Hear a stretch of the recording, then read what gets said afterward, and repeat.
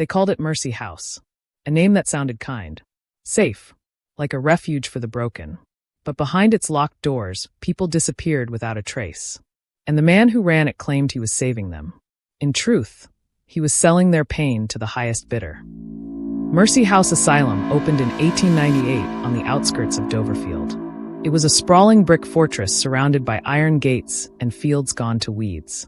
The townspeople called it a place of healing. But if you asked the families who sent their loved ones there, they would have told you. Mercy House was where hope went to die. The man in charge was Dr. Edwin Roth. He was handsome, educated, a visionary, at least on the surface. He believed madness was an opportunity, not a curse.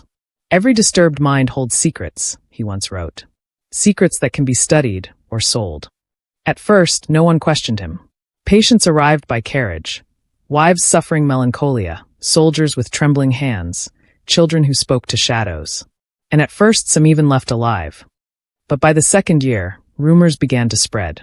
That families were being told their relatives had died, even when no bodies were returned. That screams echoed through the halls long after visiting hours ended. That Roth was keeping more than medical records in his locked basement. Still, no one dared confront him. He was too respected, too powerful. Until one winter night, when a girl named Annabelle escaped. She was only 17. They called her hysterical, claimed she imagined things. But she had the bruises to prove otherwise. Anna stumbled into town barefoot, her nightdress torn, her eyes wide with terror. "They're not dead," she whispered. "They're down there. All of them." By dawn, a magistrate and 2 constables forced open the asylum gates. The first floor looked ordinary, dusty corridors lined with iron beds and faded curtains. But in the east wing, they found a locked door Roth always kept the key for. It took a sledgehammer to break it open. Inside was a laboratory lined with shelves. Glass jars held pale, floating specimens. Ledgers recorded names, dates, and prices. At the far end of the room, a trapdoor yawned open. The basement smelled of damp and something fouler. When they lit their lanterns, they saw rows of iron cages. Some were empty. Some still held the silent, blinking figures of men and women who had vanished from their families.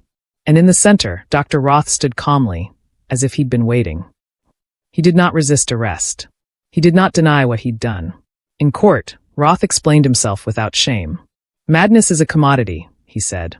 "Institutions pay dearly for live subjects. Governments pay even more for the study of human degeneration. I merely supplied the demand." He was sentenced to hang. But the night before his execution, Roth wrote a final letter. In it, he claimed he had only scratched the surface of his work. That what he'd learned about the mind could transform the world, or destroy it. His last words were never published in full. Authorities feared they would inspire others. After Mercy House closed, the building sat empty for decades. Windows broken, rooms gutted. But even years later, those who ventured inside swore they heard whispers in the dark. Some said it was the wind. Others believed it was the patients Roth never set free. No one knows how many vanished behind the walls of Mercy House. How many lives were sold, one ledger entry at a time. And no one knows if Roth was truly alone. Because in the final line of his letter, he wrote, "Others will carry on my work.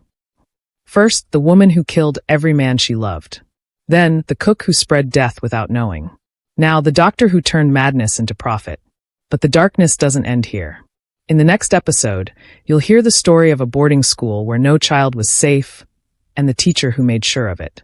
Subscribe to Across Time and Crime, and never look at an asylum the same way again."